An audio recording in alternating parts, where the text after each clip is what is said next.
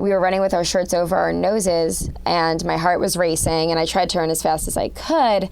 And the next few minutes I actually repressed, and they were blocked out of my memory, but Ann and Charles remember it, and they told me that there were these voices shouting, "Get inside quick," and a group of maintenance men and janitors pulled the three of us inside a building with this giant lobby where we waited for the smoke to clear, and if they hadn't pulled us, we probably would have gotten enveloped in the smoke cloud.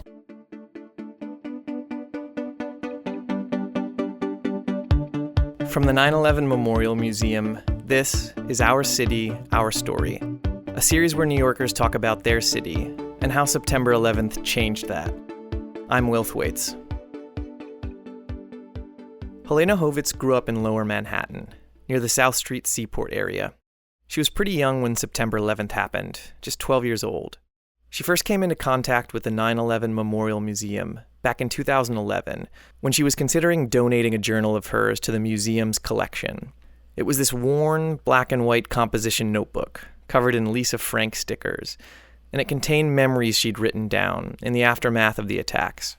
Helaina didn't end up donating the journal, but instead used the entries as the basis for her recently published memoir titled After 9/11, which traces her struggle to overcome the PTSD she developed in the aftermath of the attacks.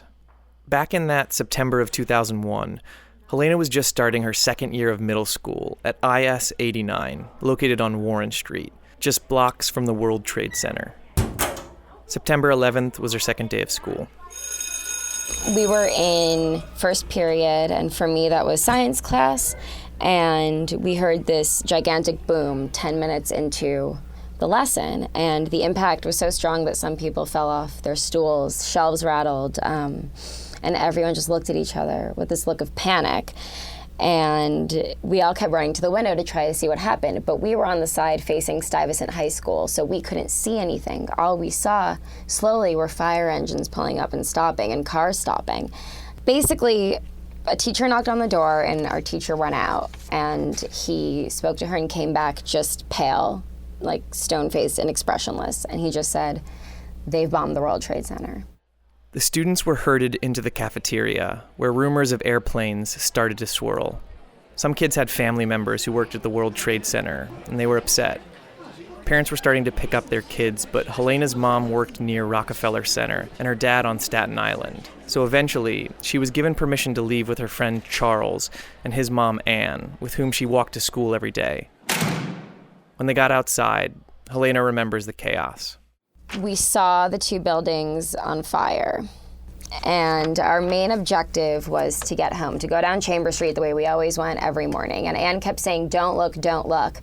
And that's when I remember seeing what I thought were pieces of debris falling. And then I heard the thuds, just these sickening thuds, like hitting cars.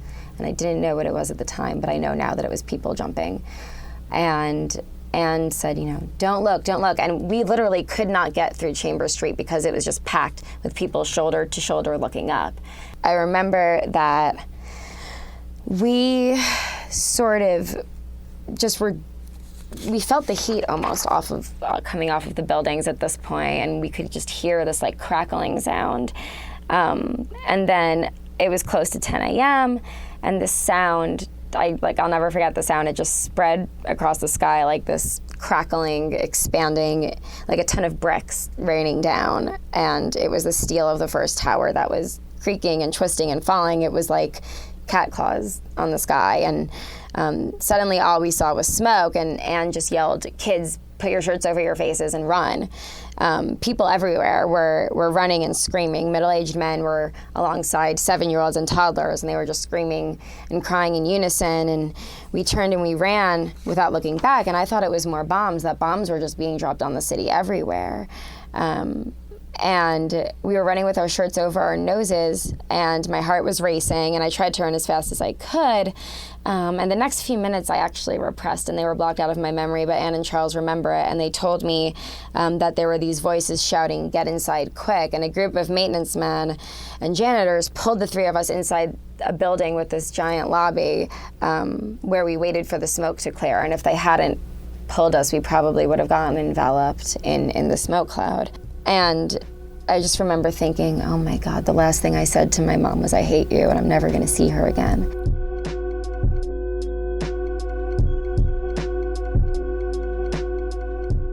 The day before, it was raining, and her mom forgot to remind her to take an umbrella. Helaina was still angry at her mom that morning. After the dust settled, Helaina, Charles, and Anne emerged from the building, and 2 hours later, she was home safe. But it would take years for her to feel that way, actually safe. The early aftermath was horrifying. Helaina and her parents stayed inside their building, not wanting to leave her elderly grandparents who lived upstairs. The power went on and off. The family ran out of food. There was constant fear that more buildings nearby would collapse. Residents who stayed in Lower Manhattan when the area was designated a frozen zone often compared this time to living in a war-torn country. Reading the journal entries that Helaina kept in the days after the attacks, you see that she was diligently reporting every few hours, and you can feel the raw fear that was swelling up inside of her, planting seeds of terror that would fester for years to come. The entries on 9/13 capture this. 2 p.m. Mom is scaring me because she is saying if the Millennium Hotel collapses, which they think it will, we're dead. Seatown Supermarket by the Smith Projects is open, so we have to get better face masks and walk over because we don't have any food. 4 p.m. There was nothing else at Seatown, so we tried going over to Jubilee on John Street. I had to run for my life again because everyone was running again. They thought One Liberty Plaza collapsed. 4:50 p.m. John Street was evacuated. I'm throwing my valuables into the middle of the room. I'm scared we're being evacuated. 7 p.m. We're no longer allowed on our street and are confined to our building. 9:25 p.m. There's no more police outside. Does that mean we're safer? Dad got Grandma her cancer medicine. Looking back now, Helaina remembers this time and how trauma triggers started to develop. The things that were trauma triggers were part of the everyday pulse of the city. Sirens, people shouting and screaming, MTA announcements, loud noises. Come on, that's as common as the chirping of crickets in the country. And so my body and my mind would have this automatic response where there would be, my muscles would tighten and my breath would shorten. And I would have this, message playing in my mind like, you have to get out. It's not safe. What's going on? What's going on? I think for myself and many New Yorkers, the state of mind wasn't if, it was when, in terms of what was going to happen next. And so I think that really informed the way that we experience day-to-day life. And as a kid, especially, you don't have a choice. You need to get on the subway to get to school. Sorry, it's the law. You have to go to school. And so you go on the subway and that, the if you see something, say something campaign. When wasn't there someone with a suitcase or a bag, 6 inches away from the train bench where they were sitting? And these were things that were but they were terrifying as a kid. You're told you're not safe if this. And so multiple times a day, every day, there were these cues that there was this automatic response of, I'm not okay. I'm not safe. And it was pretty rough.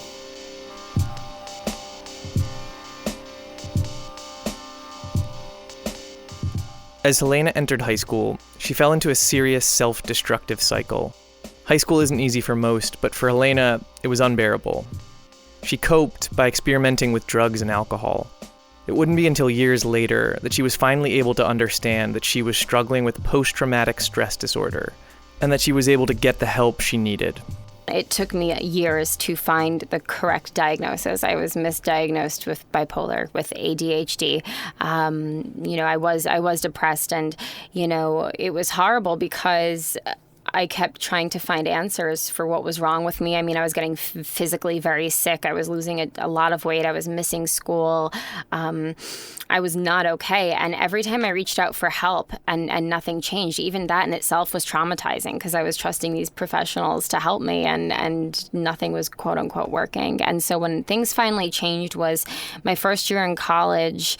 I went to the new school and I majored in journalism. And on the outside, I still looked like I had it together, but on the inside I was still, taking the train to school. And once I got there, immediately going into the bathroom I was always hysterical about something, blotting my face with these bathroom paper towels and taking a Klonopin to calm my heart rate. And, I really thought about just killing myself at that point. And I reached out for help one last time to a cognitive behavioral therapist. And that was exactly what I needed. And she didn't say, you have post-traumatic stress disorder. This started on 9/11. She just began to treat me. And we began to look in the day-to-day at the things that were feeling so catastrophic for me.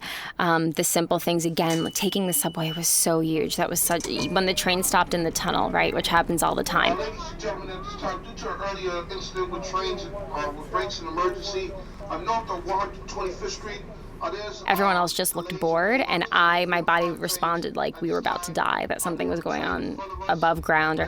And she taught me these strategies for how to cope with that, and really separating this, the fact from the belief or what I was imagining was going wrong. So actually the train was just stopped in the tunnel, right? And I had to stay in that moment and say, that's all that's going on. There was all this meaning I attached to the everyday experience of being a New Yorker. The sirens meant that there was a bomb somewhere, or people running and screaming meant that something horrific was happening nearby. And I had to, if I was in class and I heard a loud noise, it was a bomb. And so we really had to track, the way that I was able to get some perspective and say, no, actually, I was okay. This was okay. This wasn't happening. Helaina relied on writing to help her heal and find her footing. She revisited her own journal entries so that she could put the pieces back together, make sense of her own journey, and connect with others who were experiencing the same thing. This led to her memoir, After 9/11, that was published in 2016. So many of us, as New Yorkers, as people who lived in Lower Manhattan, as child survivors, we all felt that our story had not been told. I think there was some anger and some resentment, but mostly a desire to say, hey, this happened to us too, and our story has a lot of value. And when I finally put a name to what I had been through, that it was post-traumatic stress disorder, and when I learned that 1 in every 2 kids in this country will live through something traumatic in their lifetime, I knew that I had to use all this horrible stuff that I've been through to make something positive, to try and help other kids who might be going through the same thing, because today there still are so many kids going through the same thing. So I began the beginnings of the book in my final year in college in 2011, and I wrote what happened to me on that day, and I wrote a collection of essays for my senior thesis about what New York was like after 9/11. I wrote about, the New York City Rescue Mission, which is a homeless shelter that's also a recovery mission for men. And I loved telling their stories and seeing them turn their lives around. And, and then I spoke to other kids, and they told me their stories, and I said, this is a book. That last thing Helaina said about getting to hear and share other people's stories, it meant a lot to her. I made sure to include other kids in the book because I think it's so important to show that the experience varies and remains the same regardless of age, race, or gender. And the impact is very far-reaching, and it's important to see how each of us experienced life after that during different points in our life.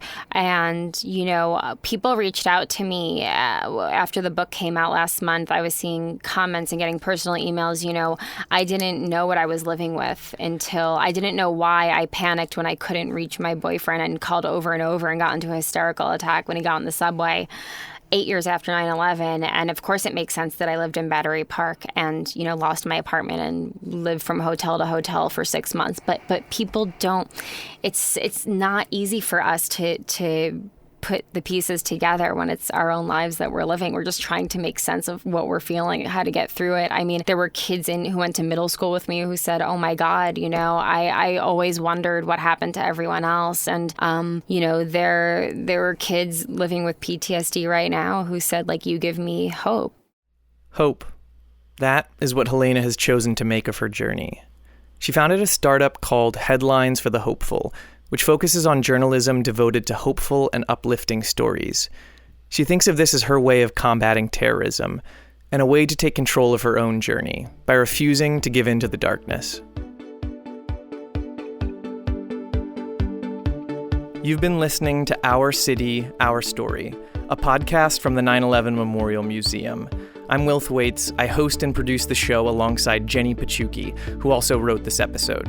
The production team includes Elizabeth Bistro and executive producers Michael Frazier and Carl Cricco. Sound editing by Sam Behrens. Helaina Hovitz, who you heard from in this episode, her memoir is called After 9/11, One Girl's Journey Through Darkness to a New Beginning. It's available in wide release, so grab a copy wherever you typically get books. We highly recommend it. For more info on Our City, Our Story, subscribe to the series wherever you listen to podcasts. Check us out on Spotify or visit our website 911memorial.org. There are more great New York stories coming up soon.